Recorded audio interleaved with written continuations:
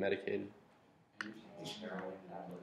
Greetings and welcome, friends. Today we're talking about properties of logarithms. And actually there's a degree of symmetry between logarithms and exponents because they are inverse operations of one another. You might recognize some of their similarities in the properties as well. So the first property here is the product property of logarithms, and it says log base b of m times n is equal to log base b of m plus log base b of n. And I kind of got my little catchphrase here. I said the log of a product is the sum of two logs. Now, you might recognize this concept. Back in the day, you might have had b to the m times b to the n equals b to the m plus n.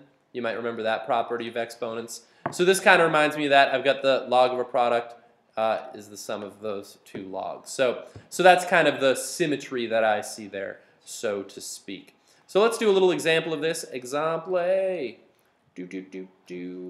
Bam. Let's evaluate the following.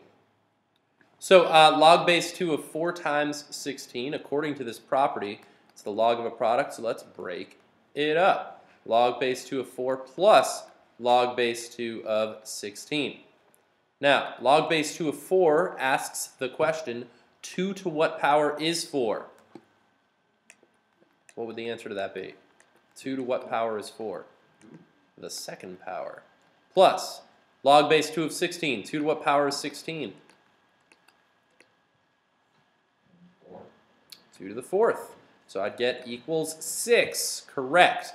And you might have realized that I could have actually, in this situation, as like a type of check, I suppose, that should be the same as log base 2 of 64, because 4 times 16 is that. And this would ask the question, 2 to what power is 64?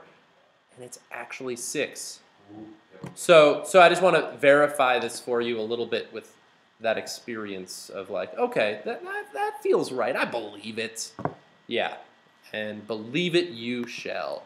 So, the next property is about quotients. Quotient property of logarithm says the log base b of m over n is equal to log base b of m minus log base b of n. The symmetry there is in this. If I have b to the m divided by b to the n, that was equal to b to the m minus n. Notice property of exponents held a similar concept, right, where we could divide two things of the same base, you subtract the exponent. So if I've got the log of a fraction, it's the difference of two logs. So let's do a little example of this, shall we, friends? A little snap shot. So log base 5 of 1 over 125. 1 over 125. So, according to this property, I've got the log of a quotient, a little fraction bar here, right? So that should be the same as log base 5 of 1 minus log base 5 of 125. So, log base 5 of 1 asks the question, 5 to what power is 1?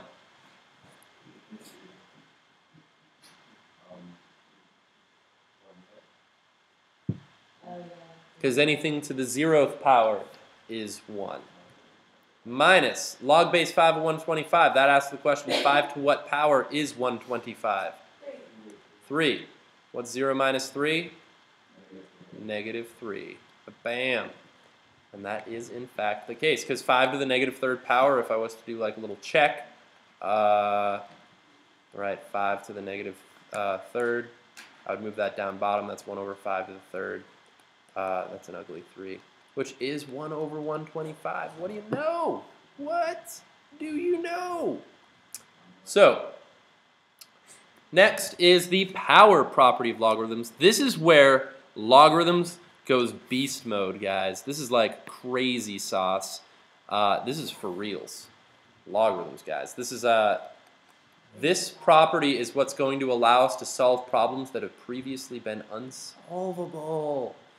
Ooh, so good. Like the answer to the question. All right, if I invest $1,000 at 10% interest, How long do I wait until it's $1 million? That question is answered because of this property.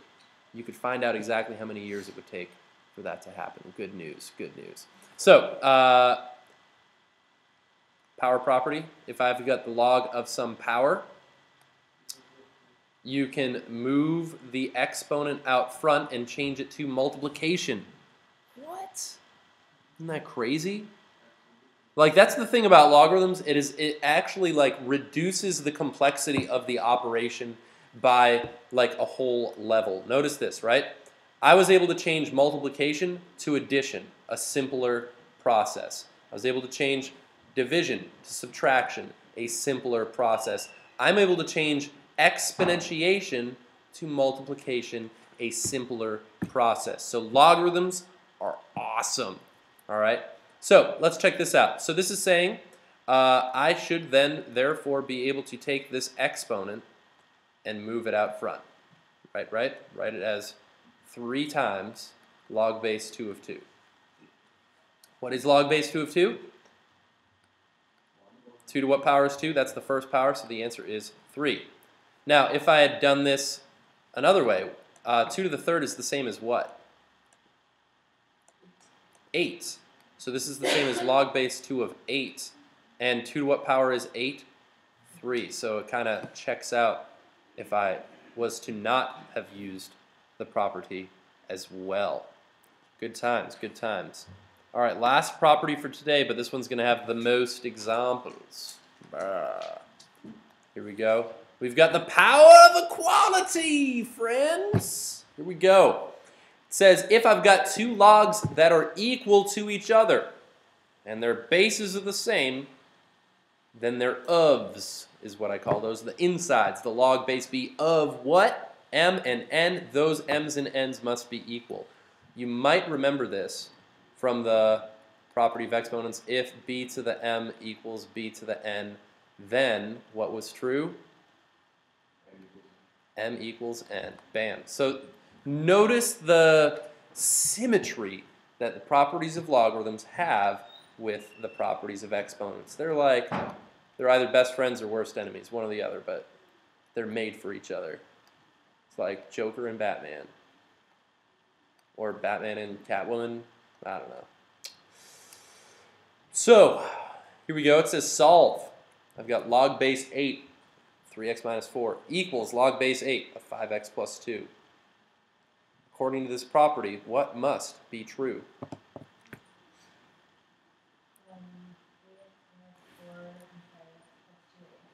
Yeah, exactly.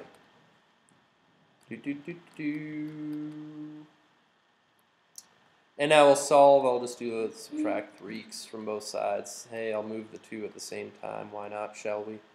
And I'll get negative 6 equals 2x. Divide by 2, both sides. And I get x, and a little flipperoo right at the end here.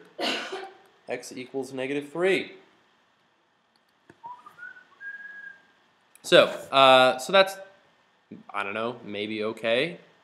Maybe kind of interesting. But let's actually do some other interesting stuff with the ability to solve logarithmic equations. They're usually not set up in such a nice little like package where it's like, oh, this log happened to equal that log. So the first thing I want to do is actually build a prerequisite skill where we start using some of our properties in reverse. So we'd rewrite this as a single logarithm. So there's no equal sign here. I'm not solving. I'm just building a skill that we'll need when we're solving later. So check this out. I'm going to use these properties backwards. It's like rewinding time in slow motion. Here we go. Now I've got a number being multiplied by a log for both of these logs. Also notice that's not 21 og base 4. That's 2 times the log. Right, that's an L, not a 1. So the first thing I'm going to do is I'm actually going to reverse use the power rule, the power property.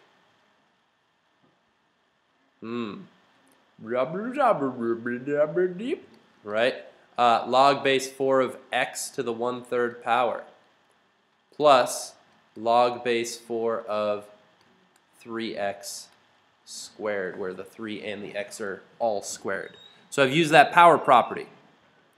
Now the other thing I can do is what here? I've got the sum of two logs.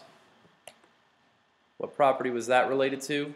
Well, the sum of two logs, let's use this property backwards, is the same as the log of a product. So I'm going to combine these as a single logarithm and write the product of their insides. So this is the same as log base 4 of x to the 1/3. I guess I could write that as the cubed root of x, and actually I'm going to write it with a little bit of space. I'll write this guy out front. And 3 squared is 9, and x squared is x squared.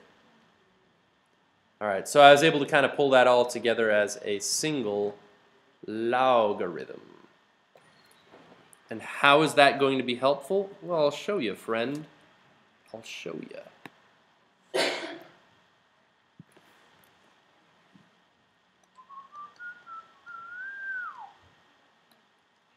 Here we go, last problem. Because what happens if I have not a log equals a log? It turns out I have to use this skill first of rewriting as a single logarithm, and then I'll use the skill from the problem before where I just drop the logs from both sides and set their insides equal. So, log base 11 of x plus log base 11 of x plus 1 equals log base 11 of 6. So question for you, friends, how do I combine these two logarithms?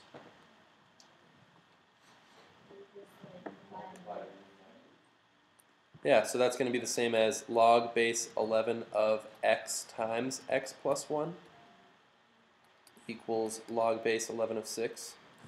And now that I've got that combined as a single logarithm over on the left, so a log equals a log, their base is the same, therefore their insides must be equal. So therefore x times x plus 1 must equal 6. And now this is an equation that I can solve normal-like, well, if you know how to solve quadratics, I suppose. X squared plus x, and let's say I subtract 6 from both sides because of course I'm setting this equal to 0, right? To solve a quadratic.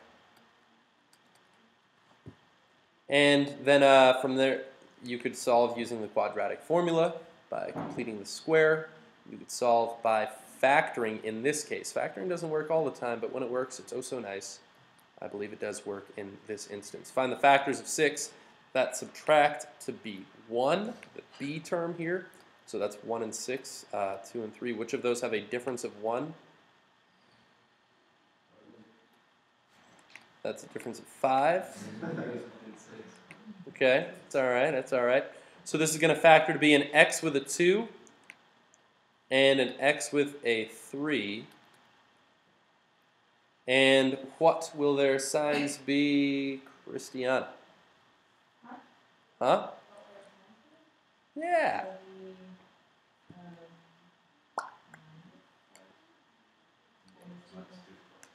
Minus 2 plus 3, I agree, right? They have to multiply to be negative 6, so their signs are different. And they had to be positive, so the more influential of the two must have been positive. And now I can set each of these equal to 0 and solve. And you guys are masters of Math 3. You know how to do this with your eyes closed. Although I do think a Braille math book would be interesting to see someday. I don't know what that looks like.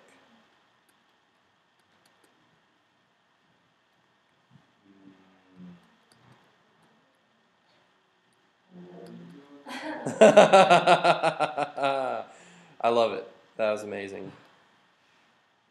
I love it. So yeah, so we'll subtract 3 from both sides here. I was doing it with my eyes closed. Guys, come on. That wasn't fair. No, of course not. Now, be careful, friends.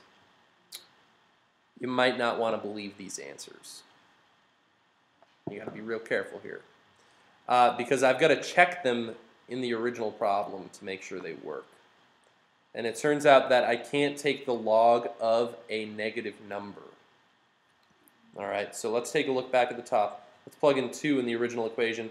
Log base 11 of 2, log base 11 of 2 plus 1 is positive 3. That works out. 2 is just A-OK. That's dandy.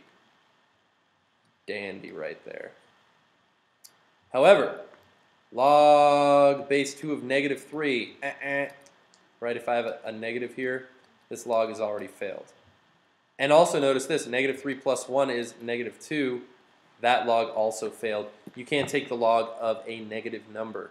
So it turns out that solution is what we call, does anyone remember? Starts with an E. Extraneous. Extraneous. What were you trying to say that didn't start with an E? So anyways, now what I want to point out is that don't just assume that a negative answer is going to be extraneous. I guess maybe I'll throw this little consider here. Let's say I had log base x minus 4 right here, right, equals blah, blah, blah, right? And what if I told you x equals 2 was my answer? Would 2 work? Tell you what, I'll throw a base in here. Would 2 work in this? No, because 2 minus 4 is negative 2, and I can't take the log of a negative. So it's the end result of the inside being negative, that's the issue, not whether or not my answer was. Similarly, if this was if this was log base 10 of x plus 4, and this was negative 2, would that work? Yes. Yes, because negative 2 plus 4 is positive 2, and it's the log of a positive. So don't just pick on this guy because he's negative. All right? It was because the log was being taken of a negative that it didn't work. So thanks for watching, internet friends. Hope you all have a great day. Adios.